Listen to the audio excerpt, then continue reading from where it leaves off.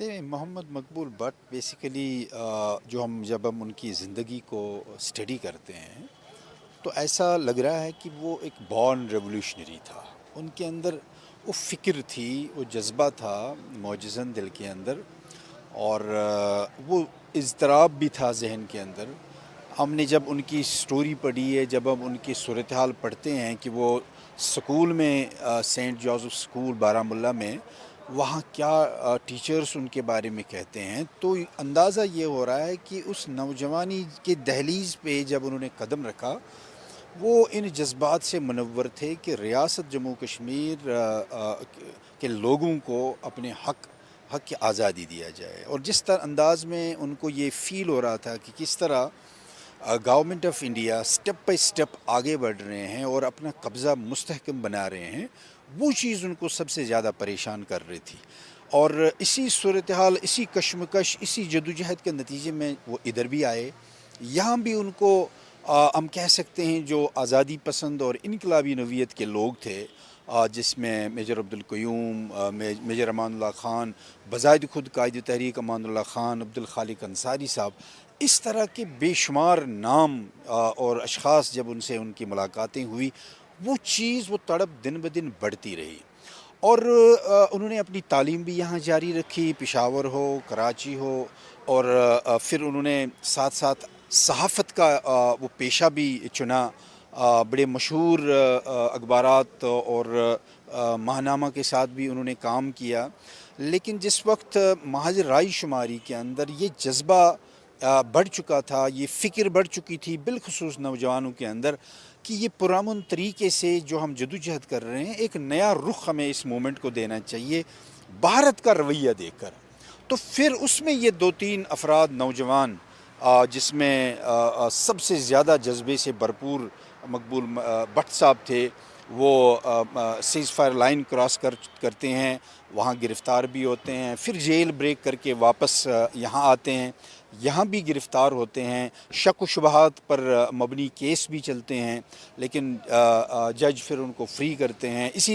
اسی جدوجہد، اسی کشمکش اور اسی فکر کے نتیجے میں کوئی بڑا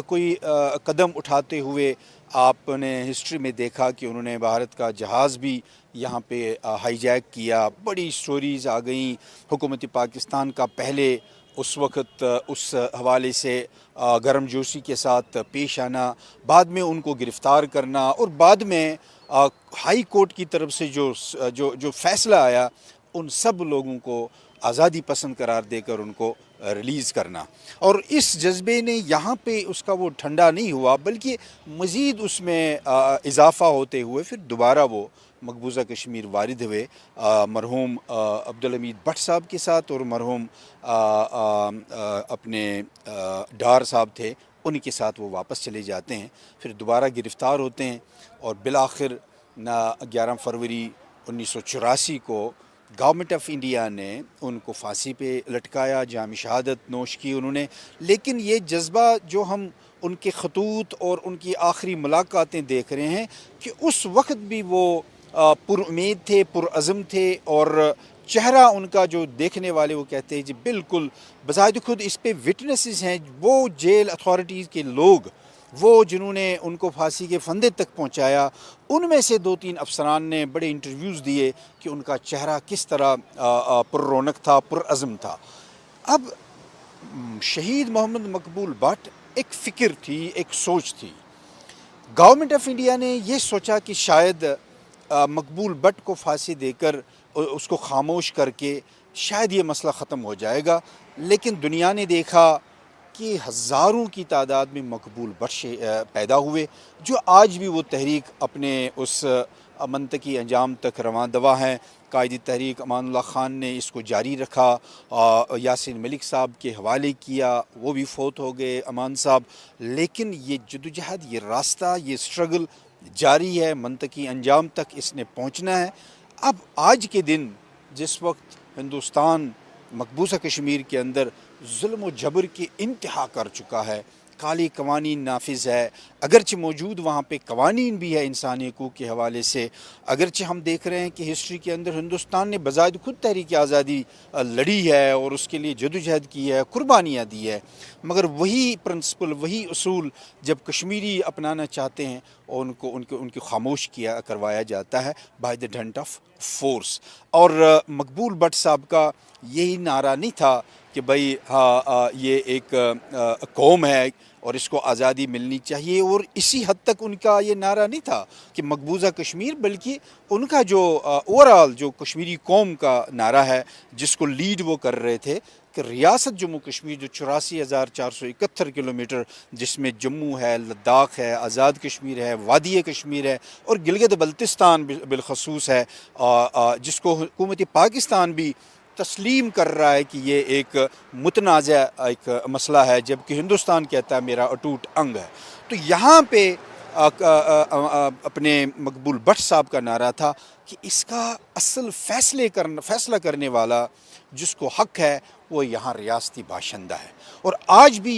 یہ حقیقت ہے کہ فیصلہ اگر کرنا ہے وہ ہندوستان اور پاکستان کو نہیں مل بیٹھ کے کرنا ہے، بلکہ ریاستی عوام نے کرنا ہے۔ یہی بات ہم بار بار کہہ رہے ہیں کہ جتنا جلد ہندوستان اور پاکستان بھی کشمیریوں کے اس حق کی آزادی کو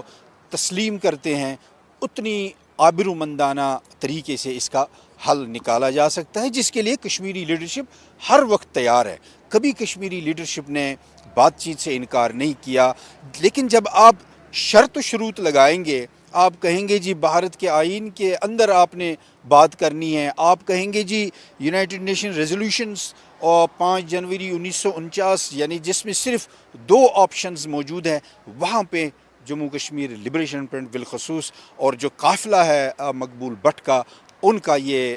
موقف ہے کہ یہ غیر محدود اور غیر مشروط حق خود ارادیت کا حصول ہونا چاہیے، تاکہ لوگ خود ایکسرسائز کریں کہ وہ اپنا مستقبل کس انداز میں کرنا چاہتے ہیں۔ یہ ہندوستان کو بھی ہم باور کرنا چاہتے ہیں کہ آپ کے آئین آپ کے ملک کے لیے کافی ہے، لیکن ریاست جموں کشمیر کے عوام آپ نے جو تسلیم کیا ہے حق کے خود ارادیت کشمیریوں کا، اس کے حصول تک اس جدوجہد کو جاری و ساری رکھیں گے۔ مجھے پورا یقین ہے کہ ریاست جموں کشمیر کے عوام نے جس انداز میں اب قربانیاں دی ہیں، جو اب وقت کے ساتھ ساتھ حکومت پاکستان کا بھی جو ہم دیکھنے میں آ رہا ہے کہ بہت حد تک اب یہ جس طرح ہم نے گزشتہ دنوں دیکھا سیکیورٹی پلان پاکستان کا آیا، کچھ اس طرح کی بھی آوازیں ہیں کہ شاید پاکستان 100 سال تک ہندوستان، یہ باتیں نکلی ہیں باہر، لیکن اگر یہ ساری چیزیں اپنی جگہ پہ پاکستان بحیثیت ملک اپنی سیکیورٹی پالیسی دے رہا ہے، ہندوستان بحیثیت ملک اپنے حوالے سے سوچ رہا ہے، وہاں پہ بحیثیت کشمیری ہم یہی سوچ رہے ہیں کہ ہمیں حق کی آزادی ملنا چاہیے، اور اس کے لیے ہم اپنی جدوجہد جاری و ساری رکھیں گے۔ یہ مقبول بٹ کا خواب ہے، یہ قائد تحریک امان اللہ خان صاحب کا خواب ہے، اور اس کی تعبیر کے لیے ہم قائد انقلاب یاسین ملک صاحب کی قیادت میں رواں دواں ہیں۔